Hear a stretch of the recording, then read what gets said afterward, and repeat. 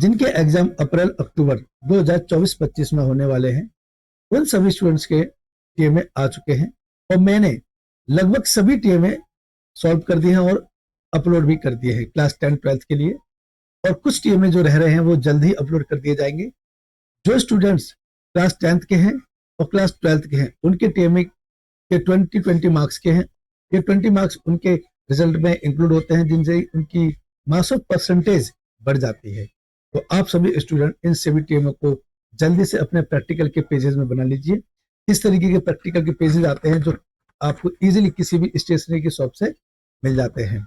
इन पेजों में लिखने के बाद आपको यह सभी बंच करके आपको इस तरीके से एक फ्रंट पेज बना लेना है। देखिए, इस तरीके से फ्रंट पेज बना लेना है और मैं इस फ्रंट पेज का जो लिंक है, पीडीएफ लिंक अपने डिस्क्रिप्शन बॉक्स में डाल दूंगा, तो आप वहां से उसको डाउनलोड करके प्रिंट आउट निकलवा कर आप अपने फाइल पे लगा सकते हैं। जो प्रैक्टिकल की जो हमारी फाइल है, इनका फ्रंट पेज किस तरीके से बनाना है, किस तरीके से उसको फिल करना है, मैं अपने नेक्स्ट वीडियो में सारी इन्फॉर्मेशन देने वाला हूँ। तो आप इस वीडियो को पूरा देखें, स्किप ना करें, जिससे कि आप कोई भी पॉइंट आपसे छूट ना जाए। मैं किशोर सर अपने यूट्यूब चैनल शारदा इंस्टीट्यूट 1 में आपका स्वागत करता हूं। तो चलिए हम देखते हैं अपने टीएमए को किस तरीके से सॉल्व करना है और कैसे कैसे क्वेश्चन आएंगे। तो देखिए, स्क्रीन पे देखते हैं। और आज का जो हमारा सब्जेक्ट है science and technology class 10th के लिए, जिसका सब्जेक्ट कोड है 212। जैसा कि हमने पिछले अपने टीएमए में बताया कि आपका जो टीएमए 20 मार्क्स का आता है और इसमें आपको 6 क्वेश्चन दिए होते हैं और 6 के 6 क्वेश्चन आपको करने हैं। हर क्वेश्चन के 2-2 पार्ट दिए गए होते हैं, 2-2 क्वेश्चन दिए जाते हैं, उनमें से कोई एक क्वेश्चन आपको करना होता है। जैसे क्वेश्चन नंबर 1 को देखते हैं।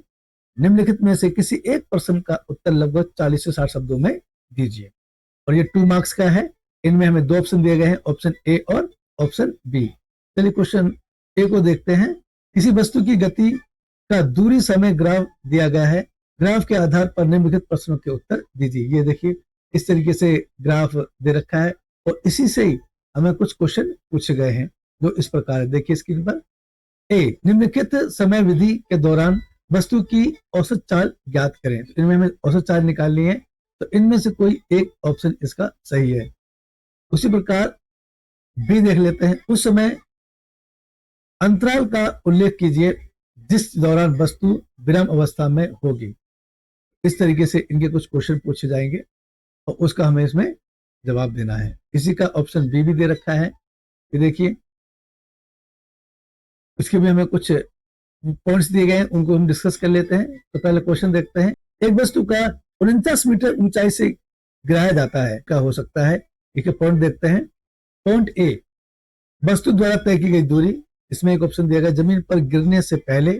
इसी का दूसरा दे रखा है अपनी यात्रा के अंतिम सेकंड में ज्ञात कीजिए। और इसी का ऑप्शन बी दे रखा है जमीन पर गिरने से पहले वस्तु द्वारा लिया गया समय ज्ञात कीजिए। ऑप्शन सी, उस वेग की गणना करें जिसके साथ यह जमीन से टकराती है। उसी प्रकार क्वेश्चन नंबर 2 को देखते हैं।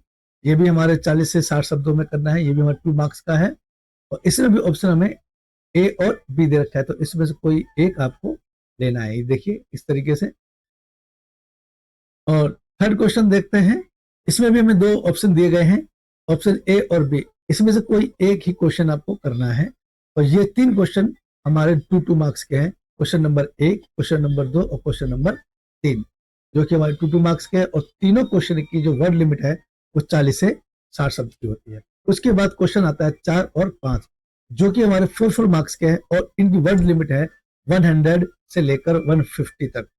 देखिए जैसा कि स्क्रीन पर दिखाया गया है, इसमें जो क्वेश्चन दिए गए हैं इसमें हमें ऑप्शन 2 दिए गए हैं। जो क्वेश्चन आपको सबसे इजी लगता है वो आपको लिखना है और राइटिंग आपकी नीट एंड क्लीन हो, साफ साफ लिखें, सुंदर सुंदर लिखें। जितना आप अच्छा लिखेंगे उतने अच्छे मार्क्स आपको इसमें मिलेंगे। देखिए इसमें ऑप्शन बी भी दे रखा है। इसमें 2 क्वेश्चन दिए गए ए और बी, तो इसमें जो आपको अच्छे से आता है वही आप इसको करें। दोनों नहीं करने, दोनों में से कोई एक कर रहा है, एक क्वेश्चन के मार्क्स मिलेंगे। चलिए नेक्स्ट क्वेश्चन देखते हैं। क्वेश्चन नंबर 5, निम्नलिखित में से किसी एक प्रश्न का उत्तर लगभग 100 से 150 शब्दों में दीजिए। इसमें हमें एक तालिका दी गई है, उसको भरना है किस तरीके। देखिए, और इसमें कुछ क्वेश्चन पूछे गए हैं, उस क्वेश्चन के आधार पर हमें इसमें इसको सॉल्व करना है। चलिए अब लास्ट क्वेश्चन देख लेते हैं, फाइनल जो क्वेश्चन हमारा है। नीचे दिए क्वेश्चन नंबर 6, यह एक परियोजना से रिलेटेड क्वेश्चन होता है। क्वेश्चन 6 का हमें एक परियोजना बनानी होती है। जैसा कि क्वेश्चन में दिया गया है, नीचे दिए गए परियोजनाओं में से कोई एक परियोजना तैयार कीजिए। तो हमें इसमें एक परियोजना तैयार करनी है और इसमें भी हमें 2 ऑप्शन दिए गए हैं, जिसकी वर्ड लिमिट 500 से अबव 550 वर्ड हो सकती है और ये हमारे 6 मार्क्स का होता है, जो कि हमें अपने प्रैक्टिकल के पेजेस में करना है। और राइटिंग आपकी नीट एंड क्लीन, साफ साफ सुंदर सुंदर हो। देखिए, ये हमारे 6 क्वेश्चन कंप्लीट हो गए हैं। चलिए हम जल्दी से अपने इन सभी क्वेश्चनों के आंसर को डिस्कस कर लेते हैं। तो चलिए देखते हैं अपने स्क्रीन पर। मैं किशोर सर अपने YouTube channel Sharda in schedule 1 में आपका स्वागत करता हूं।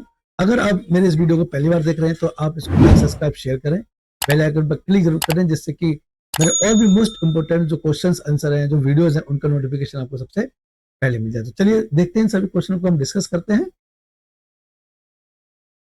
तो जैसा कि हम पहले डिस्कस कर चुके हैं, इसमें 6 क्वेश्चन आते हैं और 6 के 6 क्वेश्चन आपको करने हैं। हर क्वेश्चन के 2-2 पार्ट होंगे, जैसा कि आप स्क्रीन पर देख रहे हैं। क्वेश्चन नंबर 1 का मैंने ऑप्शन बी लिया है। चलिए क्वेश्चन नंबर 1 को देखते हैं। निम्नलिखित में से किसी एक प्रश्न का उत्तर लगभग 40 से 60 शब्दों में दीजिए। क्वेश्चन नंबर 1 का ही मैंने बी लिया है। एक वस्तु को 40 मीटर की ऊंचाई से गिराया जाता है। तो इसके कुछ क्वेश्चन दिए गए हैं, तो देखिए किस तरीके से करना है। वस्तु द्वारा तय की गई दूरी जमीन पर गिरने से पहले अपनी यात्रा के अंतिम सेकंड में, और इसी का ऑप्शन बी दिया गया है। जमीन पर गिरने से पहले वस्तु द्वारा तय या लिया गया समय ज्ञात कीजिए, और इसका ऑप्शन सी। उस वेग की गणना करें जिसके साथ यह जमीन पर टकराती है। तो आंसर देख लेते हैं।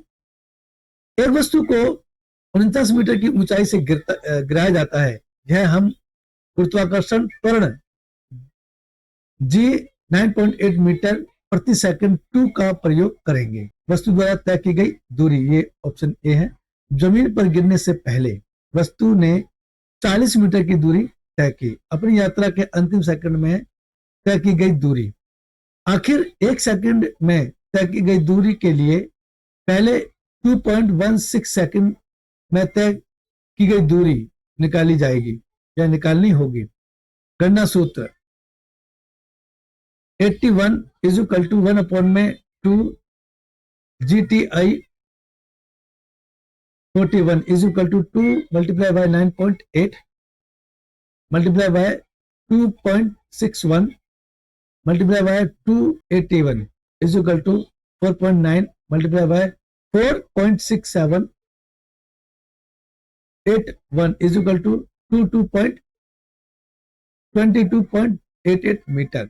इस तरीके से इन क्वेश्चनों के आंसर को आपको अपने प्रैक्टिकल के जो पेजेस हैं उस पर सुंदर सुंदर राइटिंग में लिखना है, और क्वेश्चन आपको ब्लैक पेन से लिखना है।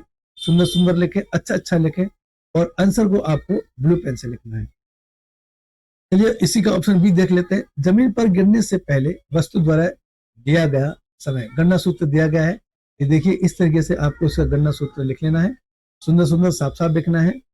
और इसी के हमें सी दे रखा है, उस वेग की गणना करें जिसके साथ ये जमीन पर टकराती है। तो इसका भी देखिए क्वेश्चन का हमें सॉल्यूशन दिया गया है और सूत्र दिया गया है, उसको आप साफ साफ सुंदर सुंदर लिखें और उसको भी उसमें यूटिलाइज करें, यूज करें। चलिए क्वेश्चन नंबर 2 को देख लेते हैं। निम्नलिखित में से किसी एक प्रश्न का उत्तर लगभग 40 से 60 शब्दों में दीजिए। इसका मैंने ऑप्शन बी लिया है। राकेश कपड़े धोने की दुकान चलाता है। उसके मोहल्ले में पानी में साबुन से झाग नहीं बनता है। ऐसे पानी को क्या कहा जाता है? कुछ उपाय सुझाइए जो राकेश को इस समस्या से छुटकारा दिलाने में मदद कर सके। तो इसके उत्तर को देख लेते हैं कि ऐसा क्यों होता है। ऐसे पानी को कठोर पानी, हार्ड वाटर कहा जाता है, जिसमें कैल्शियम और मैग्नीशियम जैसे खनिज होते हैं जो साबुन के झाग बनने में बाधा डालते हैं। राकेश को इस समस्या से निपटने के लिए निम्नलिखित उपाय आजमाने चाहिए। नंबर 1, वाटर सॉफ्टनर का प्रयोग करें। यह एक उदाहरण है जो पानी के या पानी में मौजूद कठोर खनिजों को तोड़कर या हटाकर पानी को मुलायम बनाता है। इससे उपयोग कपड़े धोने में झाग की समस्या को दूर किया जा सकता है। इसी प्रकार इसका पॉइंट 2 को देख लेते हैं। Sodium carbonate, washing soda. पानी में वॉशिंग सोडा मिलाने से कठोरता कम हो जाती है। इसे कपड़े धोने से पहले पानी में मिलाया जाता है, जिससे झाग आसानी से बनने लगता है। इसी का थर्ड पॉइंट देख लेते हैं। उबाल कर ठंडा करें। पानी को उबाल कर ठंडा करने से भी कठोरता कुछ हद तक कम हो जाती है। क्लीनिंग एजेंट का प्रयोग करें।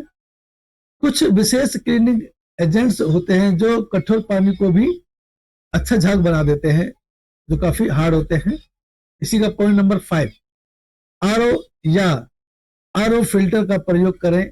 यह कठोर को कम करने के लिए भी सहायक होता है, जिससे कि जो कठोरता है उसकी काफी कम हो जाती है। इन तरीकों से राकेश कठोर पानी की समस्या से कुछ हद तक छुटकारा पा सकता है। चलिए आप क्वेश्चन थर्ड को देख लेते हैं। ये भी हमारा जो क्वेश्चन 2 मार्क्स का है और इसकी जो वर्ड लिमिट है वो 40 से 60 शब्द है। तो देखिए किस तरीके से इसमें क्वेश्चन दिया गया है। उसे बड़े परिवर्तन या क्रांति का नाम बताइए जिसके कारण भारत कृषि क्षेत्र में आत्मनिर्भर हो गया है। इस क्रांति का श्रेय किस कृषि वैज्ञानिक को दिया गया है? इस क्रांति को लाने के लिए उठाए जाने वाले महत्वपूर्ण कदमों की संक्षिप्त में वर्णन कीजिए, यह करें। तो देखिए उत्तर देखते हैं। भारत में कृषि क्षेत्र में आत्मनिर्भरता लाने वाली बड़ी क्रांति को हरित क्रांति कहा जाता है।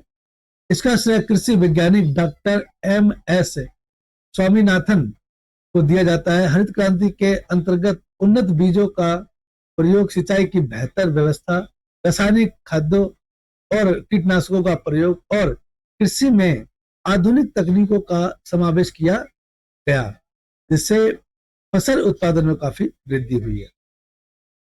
चलिए इसी प्रकार क्वेश्चन नंबर 4 को देख लेते हैं। इसकी जो वर्ड लिमिट होती है वो 100 से 150 वर्ड होती है और इसका मैंने ऑप्शन भी लिया है। फ्रांसीसी रासायनिज्ञ एंटियन लेवाइजर ने अपने रासायनिक अभिक्रिया का सावधानी पूर्वक अध्ययन किया।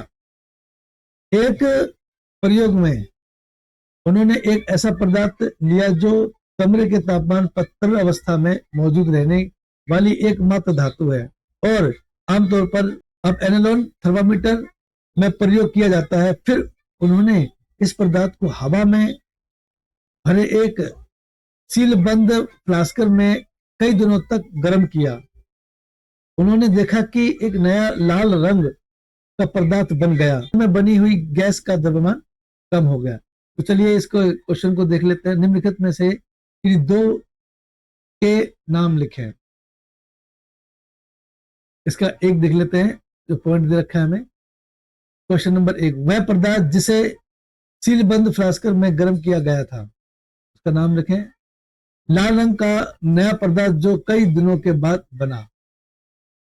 तीसरा पॉइंट देखते हैं। फ्लास्कर में लाल रंग के पदार्थ के उत्पादन में प्रयुक्त हुई गैस। और इसका फोर्थ देख लेते हैं। फ्लास्कर में बची हुई गैस। अब इसका बी ऑप्शन देखते हैं। क्या सीलबंद फ्लास्कर में हुआ परिवर्तन रासायनिक परिवर्तन है या भौतिक परिवर्तन? और इसका सी देखते हैं। फ्लास्क में विशेष गैस का द्रव्यमान क्यों कम हो गया? डी, क्या फ्लास्क में शेष गैस के द्रव्यमान में कमी द्रव्यमान संरक्षण नियम का उल्लंघन करती है? संक्षेप में बताइए। चलिए उसके उत्तर को देखते हैं। वह पदार्थ जिसमें सीलबंद फ्लास्कर में गर्म किया जाता है उसे पारा या मरकरी कहते हैं। और नंबर 2, लाल रंग का नया पदार्थ जो कई दिनों के बाद बना था, पारा या ऑक्साइड या मरकरी ऑक्साइड कहते हैं। बी, सीलबंद फ्लास्क में हुआ परिवर्तन रासायनिक परिवर्तन है, क्योंकि पारा ने हवा के मौजूद ऑक्सीजन के साथ अभिक्रिया करके पारा या ऑक्साइड या लाल रंग का पदार्थ बनाया।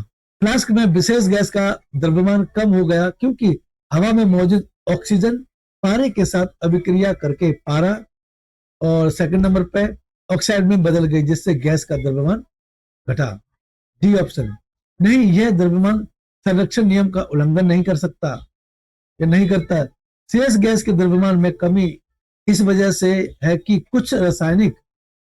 कुछ ऑक्सीजन पारे के साथ अभिक्रिया करके ठोस पारा या ऑक्साइड के रूप में बदल जाती है, जिससे गैस का द्रव्यमान कम हो गया। चलिए क्वेश्चन नंबर 5 को देखते हैं। इसका मैंने ऑप्शन बी लिया है। यदि हम जीवों की उत्पत्ति के साथ भूगर्भीय घड़ी को मान लें और उसे आधी रात को नियमित करें तो हम कह सकते हैं कि मनुष्य 1 मिनट में भी बहुत समय पहले आ गए। पृथ्वी के जीवन के इतिहास के आलोक में कथन की व्याख्या करें। इसका ऑप्शन बी देख लेते हैं। अलग अलग प्रकार के एपिथेलियमी उत्तक मानव शरीर में विभिन्न स्थान पर पाए जाते हैं। निम्नलिखित दिए गए स्थान में से एपिथेलियमी उत्तक एक प्रकार की पहचान कर उनका नाम और उनके द्वारा किए जाने वाले कोई भी एक कार्य को लिखें।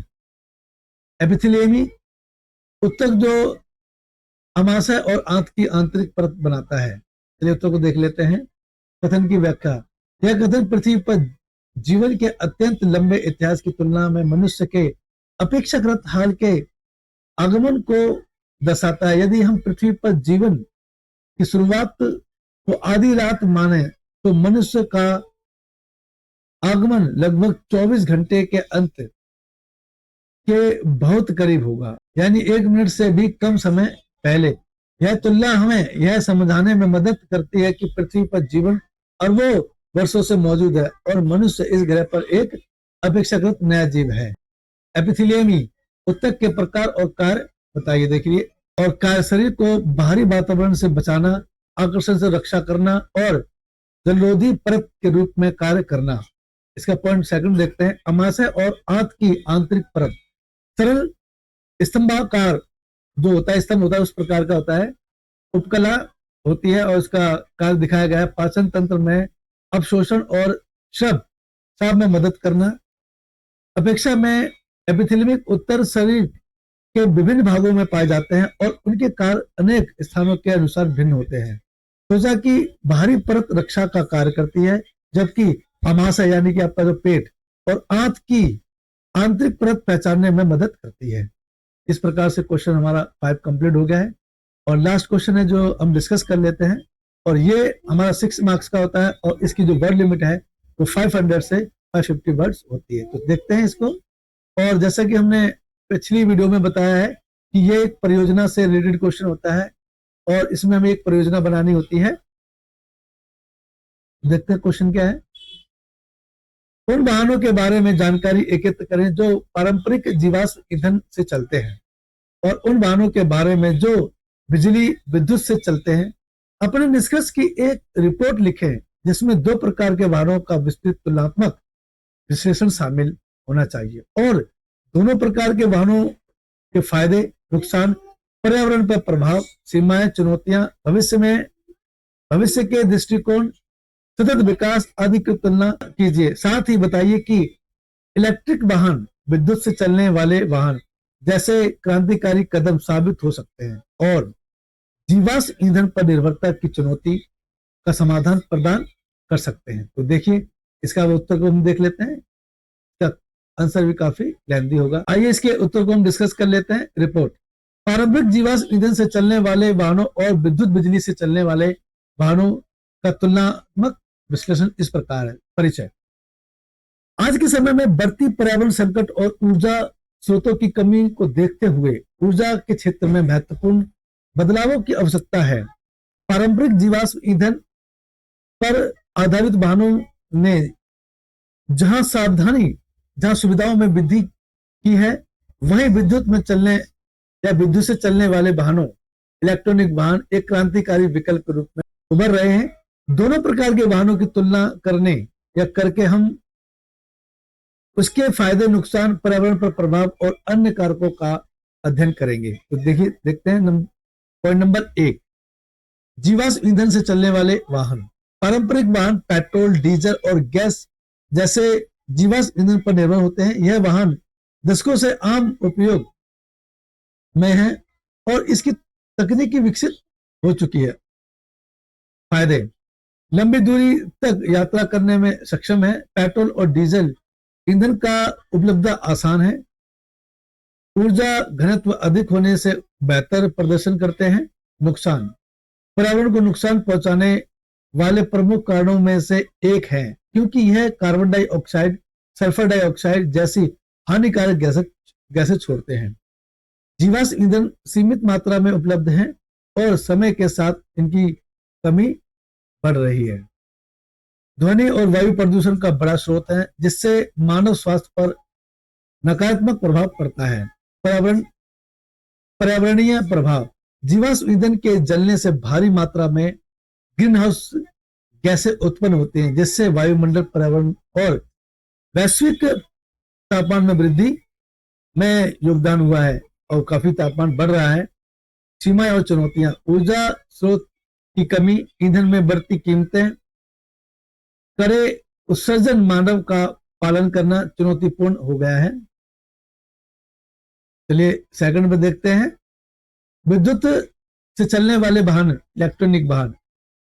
इलेक्ट्रॉनिक वाहन बैटरी पर चलते हैं, जिसमें चार्ज होने पर ऊर्जा संग्रहित होती है। यह वाहन सीधे बिजली का उपयोग करके चलाए जाते हैं और ग्रीन हाउस गैसों का उत्सर्जन नहीं करते हैं। इट मींस ये पूरी तरह से सेफ है। फायदे, पर्यावरण के लिए अधिक सुरक्षित है क्योंकि इनमें कोई प्रदूषण उत्सर्जन नहीं होता है। बिजली पर आधारित होने से संचालन खर्च होता है। यह शांत होते हैं, जिससे ध्वनि प्रदूषण बिल्कुल भी नहीं होता है। नुकसान, सीमित बैटरी रेंज जो लंबी दूरी की यात्रा में बाधा बन सकती है। चार्जिंग इंफ्रास्ट्रक्चर की कमी, बैटरी निर्माण में उपयोग होने वाले खनिज पर्यावरण पर नकारात्मक प्रभाव डाल सकते हैं। पर्यावरणीय प्रभाव, विद्युत वाहनों का सीधा प्रदूषण न के बराबर है, जिससे यह पर्यावरण के लिए बेहतर विकल्प बनते हैं। हालांकि बैटरी निर्माण में खनिजों का खनन और बिजली उत्पन्न प्रक्रिया पर्यावरण पर प्रभाव डालती है, विशेषकर यह बिजली गैर नवीनीकरणीय स्रोत से ली जाती है। अब सीमाएं और चुनौतियों के बारे में हम थोड़ा देख लेते हैं। चार्जिंग का समय अधिक होता है। लंबी दूरी के लिए चार्जिंग स्टेशन नेटवर्क में कमी, ये अभी जगह जगह इसके नेटवर्क नहीं बने हैं, जिससे कि लंबी दूरी तय करना बड़ा मुश्किल हो जाता है। बैटरी का निपटान और